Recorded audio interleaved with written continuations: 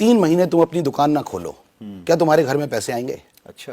मैं अपनी शॉप के ही काम से मैं सहारनपुर जा रहा था, राइट। तो पैसे होते नहीं थे, तो जनरल बोगी में हम ट्रैवल किया करते थे। तो अचानक मुझे याद है कि मेरठ के आसपास कोई आर्मी से रिटायर्ड सज्जन मेरी बोगी में आए, मेरे बिल्कुल सामने बैठ गए। अच्छा। उन्होंने मुझसे, जैसे होता है ना कि आप किसी से भी मिल रहे हैं, तो उन्होंने मुझसे नाम पूछा। मैंने कहा अंकल जी मेरा नाम ये है।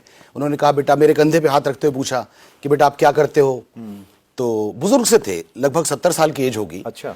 तो मैंने बताया अंकल जी मेरी शॉप है। उन्होंने कहा सहारनपुर कैसे जा रहे हो? मैंने उनको बताया कि शॉप के लिए ही सामान लेने मैं सहारनपुर जा रहा हूँ। राइट। मुझे नहीं पता कि वो इंसान थे या भगवान थे, मुझे नहीं पता, लेकिन जो मैसेज वो देके गए, उस मैसेज ने मेरी जिंदगी बदली। अच्छा। उन्होंने मुझसे अचानक एक सवाल किया, बेटा बुरा नहीं मानोगे तो एक सवाल कर लूं? मैंने पूछा अंकल जी करो, आप इतने बड़े हैं मुझसे। उन्होंने मुझसे पूछा कि बेटा अगर 3 महीने तुम अपनी दुकान ना खोलो, क्या तुम्हारे घर में पैसे आएंगे? अच्छा। सुरेंद्र जी मैं आपको बता नहीं सकता, मेरी पूरी बॉडी के रोंगटे खड़े हो गए। अच्छा। मैं सुन्न हो गया, क्योंकि यह सवाल ना मुझे जिंदगी में किसी ने पूछा था, ना मैंने जिंदगी में कभी अपने आप से पूछा था। अच्छा।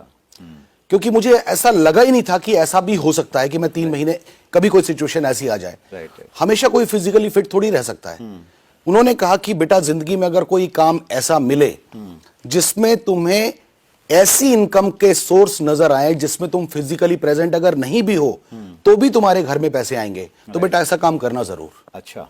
और उस दिन के लगभग 2-3 साल के बाद उन्होंने कोई काम नहीं बताया? नहीं, कोई काम नहीं बताया उन्होंने। उन्होंने कहा बेटा कोई काम ऐसा अगर मिले तो जरूर करना, कि जिसमें तुम फिजिकली प्रेजेंट नहीं हो लेकिन फिर भी तुम्हारे घर में पैसे आने का सोर्स बंद ना हो। ग्रेट। हम तो यही मानते थे ना कि ऐसे तभी आ सकते हैं जब हमने कोई प्रॉपर्टी किराए पे दी हुई है, तो तभी उसका किराया आएगा, तो उसके अलावा कुछ पता ही नहीं था। और मैं इतना रिच नहीं था कि मेरी कोई प्रॉपर्टी ऐसे किराए पे चल रही हो। राइट। खोपड़ी घूम गई सर।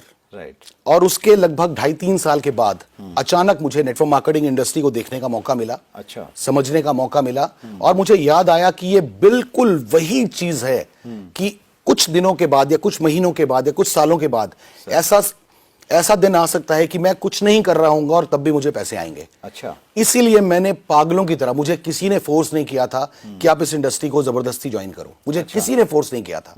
मुझे उन अंकल जी की बात याद आई और मैंने खुद अपने आप को झोंक दिया, क्योंकि मुझे रास्ता मिल गया था कि यहाँ पे पैसिव इनकम, मुझे पता ही नहीं थी सर कि पैसिव इनकम नाम की कोई चीज होती है। यस।